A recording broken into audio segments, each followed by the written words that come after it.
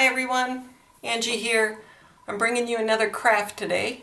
Today we're going to make a basket. So this basket can be used for many different things. It can be used for Easter, it can be used for the Christmas holidays or Halloween. Fill them with treats or any occasion that you need a basket for. So we're going to get started.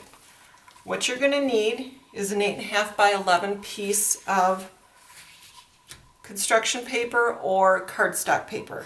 Cardstock paper is just a heavier weight paper. It just holds up a little better to form the shape, but construction paper works just fine. I wouldn't recommend copy paper, it's just too thin to hold up. So what we're going to start with is I'll have this pattern over on the Cannon Falls Library website, and this gives you kind of the instructions of what size the paper needs to be and where you need to make score lines and cut lines. So again, this will be over on the library's website, so that will have all the instructions for you. So the first thing we need to do is cut your paper down. So I've already pre-cut my paper down to 8.5 by 8.5. And then the next thing we need to do is add score lines to that. So what a score line is it's basically you're just creasing the paper to make it easier to fold it. So if you go by your instructions, the score lines need to be made 2 3/4 by 2 3/4 in from each side. So I'm going to put my ruler over here. So you're going to measure 2 3/4 inches in, take a pencil and just put a little pencil mark there. And then you're going to do the same thing down here, measure 2 3/4 inches in and make a little pencil mark.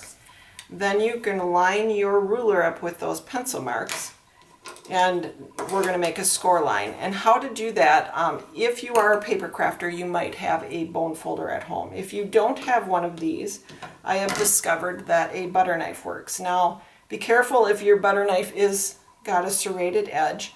You don't want to use that side. So flip it over and use the other side. And just line your ruler up with those pencil lines, and then just take the back of your butter knife and score that. And then you're going to do the same thing on this side and the same thing on these two sides. So then when you've got all your score lines on there, it's going to kind of look like a tic-tac-toe board. So you've got a score line here, a score line here, and then a score line down this side and a score line down that side. So once you have those score lines there, now we're going to make our cut lines. So our cut lines on the pattern are designated by dash lines. So you're going to cut from here to the center line, here to the center line, and the same thing down here. So you just want to cut up to that center line. So we're going to do that next. So I'm going to flip it this way, and we're going to make a cut up to that center line.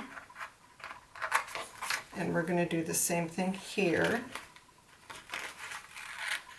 Then I'm going to flip my piece of paper, and I'm going to do the same thing on the opposite side. So we're going to take and make another cut line up to there, and another cut line up to the center here. So this part is actually the base of our basket. So now once we have the cut lines in place, we're going to actually do our folds. So I'm going to actually flip the paper completely over, and I'm going to take and fold up on those score lines. And see how easy that paper folds with those score lines? It just makes it so much easier than to try and fold it without those. So I'm going to flip that. I'm going to do the same thing on the opposite side. And then I've got 2 score lines here, so I'm going to take and fold that one, and then also take and fold that one. So there is the base of our basket. Now, depending on how you want to decorate this, there's certain decorations that I like to put on first, and certain decorations that can be put on after the basket's folded together. So I actually want to use a decorative strip, which is what this is here. So you can see that. What I used for that is, this is called washi tape. You can find it at the dollar store, should have it, Target has it, any craft store will have it. If you don't have that, you can also use decorative strips of paper, which is what I'm going to use today. So the key thing you want to remember is if you're going to use a decorative strip of paper, you don't want to do it on this edge where the cuts are. You want to put it up on this edge. So that's what I'm going to do with these decorative strips of paper. So I am just going to add a little bit of glue stick, and we're going to stick those down. So here, let me put this up here so you can see it a little bit better. So we're just going to add glue to that, flip that over, line that up against that top edge, and then just press that piece of paper down. Now if it sticks off the sides a little bit, just flip the paper over and trim it with the scissors.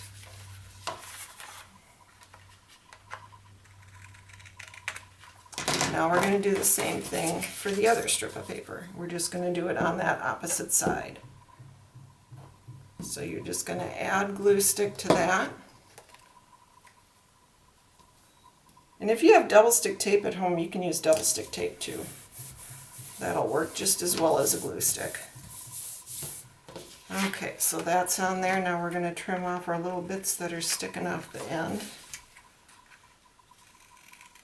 Okay, so now once I've got those on there, because they're kind of straight, I'm going to actually just fold these again so that that paper that I added on top actually bends as well.